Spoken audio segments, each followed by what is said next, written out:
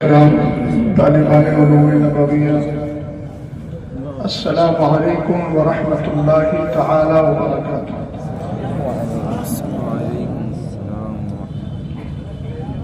احمدک یا اللہ واصلی واسلم علیک یا رسول اللہ، اما بعد فاعوذ باللہ من الشیطان الرجیم، بسم اللہ الرحمن الرحیم۔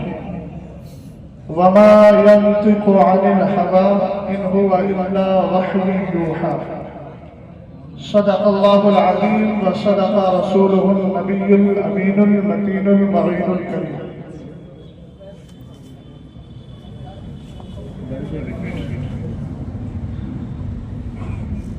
حضرات گرامی وقار،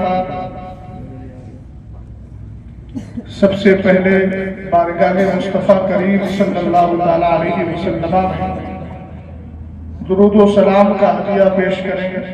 پڑھیں بآواز بلند، اللہ رب محمد صلی اللہ علیہ وسلم، نحن عباد محمد صلی اللہ علیہ وسلم، صلاۃ و سلام علیک یا رسول اللہ صلی اللہ تعالیٰ علیہ وسلم۔ ختم بخاری شریف کی پاکیزہ تقریب میں ہم سب حاضر ہیں۔ اس سال کے جو فارغین طلبہ ہیں انہوں نے اس کا انتظام و انسلام کیا ہے۔ میں رب کریم کی بارگاہ میں دعا کرتا ہوں کہ اللہ تعالیٰ ان کی قد و کاوش کو قبول فرمائے اور ان کو مسلکی اعلیٰ حضرت کا سچا پکا ترجمان بنائے۔ نماز ظہر کے بعد سے آپ اب تک یہاں تشریف فرما ہے۔ اساتذہ اکرام کے نورانی چہرے آپ دیکھ رہے ہیں، اور مجھ سے پیشتر آپ نے حضرت مولانا راشد صاحب سے بڑے اچھے انداز میں وداعی کلام بھی سماعت کیا ہے۔ بس میں اس پر ایک ہی جملہ عرض کروں گا کہ جو محبت کا اظہار اس وقت کیا جا رہا ہے، اللہ کرے تا دم مرگ اس جامعہ سے یہی محبت رہے۔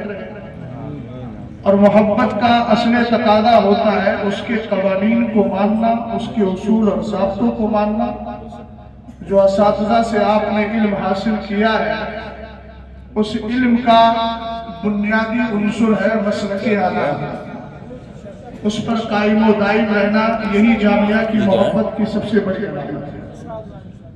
مجھے جو عنوان کا مکلف کیا گیا ہے، میں کچھ دیر گفتگو کرتا ہوں۔ ہو سکتا ہے کہ اسی درمیان شہزادے سرکار تاج شریعت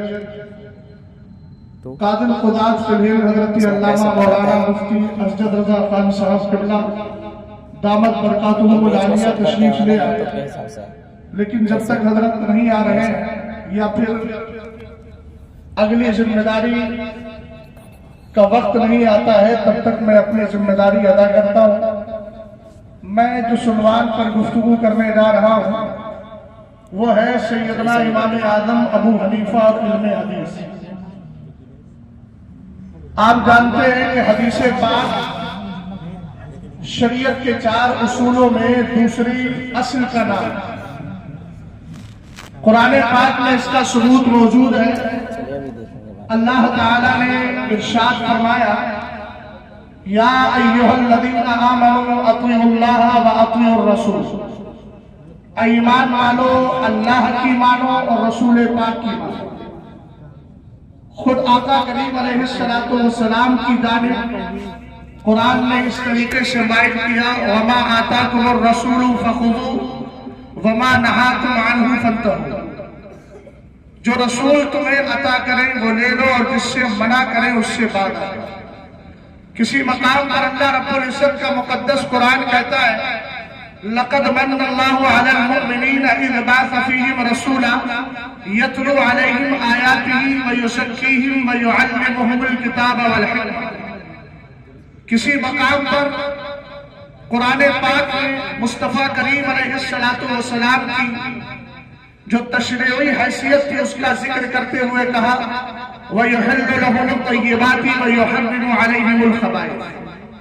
ایسی بہت ساری آیت مبارکہ آپ کو ملیں گی، آیات مبارکہ جو سرکار علیہ السلام کی حدیث کو بتا رہی ہیں۔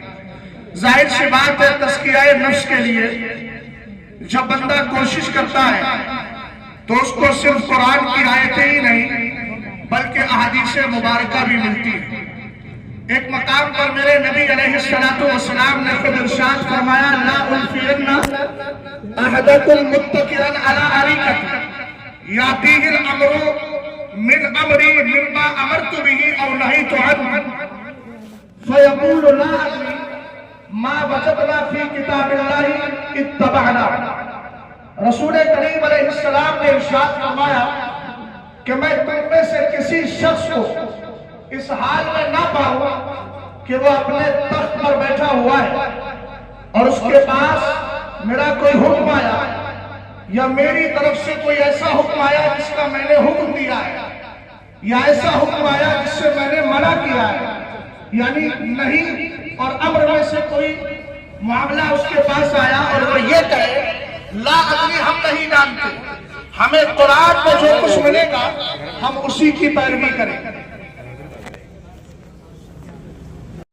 کہ آقا کریم علیہ السلام نے فرمایا کوئی تخت پر بیٹھ کر یہ کہے لا ادری میں نہیں جانتا، مطلب یہ ہے، اس کا مطلب یہ ہے کہ حدیث پاک کا انکار کرے اور وہ یہ کہے کہ میں حدیث کو نہیں جانتا، ہمیں جو کتاب اللہ میں ملے گا ہم اسی کو مانیں گے، اسی کی پیروی کریں گے۔ آپ جانتے ہیں کہ سرکار علیہ السلام کی حدیث کا تیور بتا رہا ہے۔ ادھر توجہ کیجیے، سرکار کی حدیث سننے کے وقت اگر محرومی ہے تو میں سمجھتا ہوں بہت بڑی محرومی ہے۔ توجہ کیجیے، اللہ نے فرمایا لا ادری، وہ یہ کہے میں نہیں جانتا، یعنی حدیث کا انکار کر رہا ہے اور یہ کہہ رہا ہے ما وجدنا فی کتاب اللہ اتبعناہ، ہمیں جو کتاب اللہ میں ملے گا ہم اسی کو مانیں گے، اسی کی پیروی کریں گے۔ حدیث پاک کے تیور نے بتا دیا کہ صرف قرآن ہی کو نہیں ماننا ہے بلکہ قرآن کے ساتھ حدیث مصطفیٰ کو بھی ماننا ہے۔ ایک محدث کی شان بیان کرتے ہوئے آقا کریم علیہ السلام فرماتے ہیں، یہ حدیث آپ نے بارہا پڑھی ہوگی، نضر اللہ عمران سمع مقالتی فحفظها ووعاها وأداها كما سمعها فرب حامل فقه غیر فقیہ ورب حامل فقه الى ما هو افقہ منہ۔ آقا کریم علیہ السلام نے دعا فرمائی کہ اللہ تعالیٰ اس شخص کے چہرے کو تر و تازہ رکھے۔ اب اس کی طرف توجہ کیجیے گا، سرکار نے ارشاد فرمایا اللہ تعالیٰ اس بندے کو تر و تازہ رکھے جس نے میری حدیث کو سنا اور سن کر محفوظ بھی کیا۔ اور ایک حدیث میں ہے نضر اللہ عمران سمع حدیثا منا فحفظه حتى يبلغه غيره۔ امام ترمذی نے اس کو روایت کیا۔ رسول کریم علیہ السلام فرماتے ہیں کہ اللہ تعالیٰ اس بندے کو سبز و شاداب رکھے جس نے میری حدیث کو سنا، ہم سے کوئی حدیث محفوظ کی اور محفوظ کرنے کے بعد اس کو دوسرے تک پہنچا دیا۔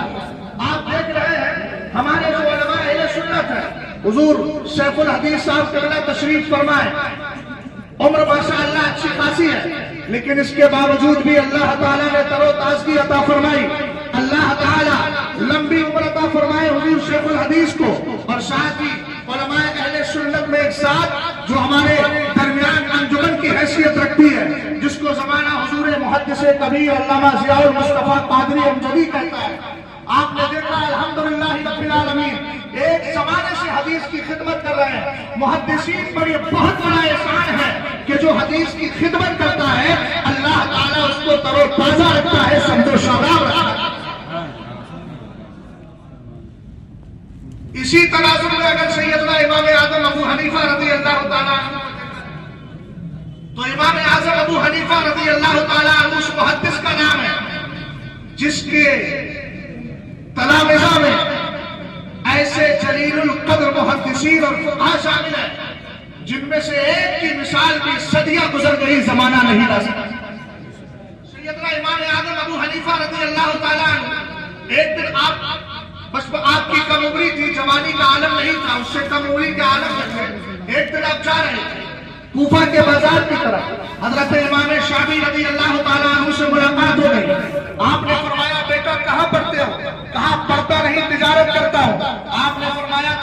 पेशानी पर मुझे शहादत का नूर नजर आ रहा है, तो मैं इल्म हासिल करना चाहिए, उलमा की बारगाह में बैठना चाहिए। सैयदना इमाम आजम अबू हनीफा कहते हैं, इन जुमलों ने मेरे दिल पर ऐसा असर डाला कि मैंने इरादा कर लिया तिजारत भी करूंगा और इल्म दीन भी हासिल करूंगा। अब आपके लिए दो राहें निकली, एक है फिक्र का मैदान और एक है हदीस का मैदान। हजरत इमाम आजम अबू हनीफा खुद फरमाते हैं कि शुरू में मैं इल्म अकाइद पर और इल्म कलाम पर बड़ी मेहनत किया करता था। एक दिन आपके सब जहनो दिमाग के अंदर ये बात बैठ गई कि फिक्र भी हासिल करना जरूरी है, तो शेख हम्माद की बारगाह में जाने से पहले आपने थोड़ा सा चेक किया और आपने उनके हल्का दर्स में शिरकत नहीं की, बल्कि एक औरत आपके पास आई और आने के बाद कहने लगी, मैं सुन्नत के मुताबिक तलाक लेना चाहती हूँ और मेरा शौहर सुन्नत के मुताबिक तलाक देना चाहे तो उसका तरीका क्या है। सैयदना इमाम आजम अबू हनीफा रज़ी अल्लाह तआला अन्हु की गायत एहतियात देखिएगा।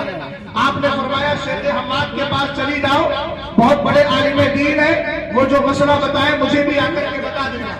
अब सुन्नत के मुताबिक तलाक कैसे ली जाती है ये आपने सरे बताया में मसला पढ़ लिया होगा, इसलिए उधर तफसील में नहीं जाता, वक्त की किल्लत दामनगीर है। सैयदना इमाम आजम अबू हनीफा को मसला आकर के बता दिया, आपने इरादा कर लिया कि आप इस हल्के दर्स में मैं शिरकत करके रहूंगा और आप उस दिन से शरीक हो गए। अब जब हदीस का ज़ौक़ और शौक़ पैदा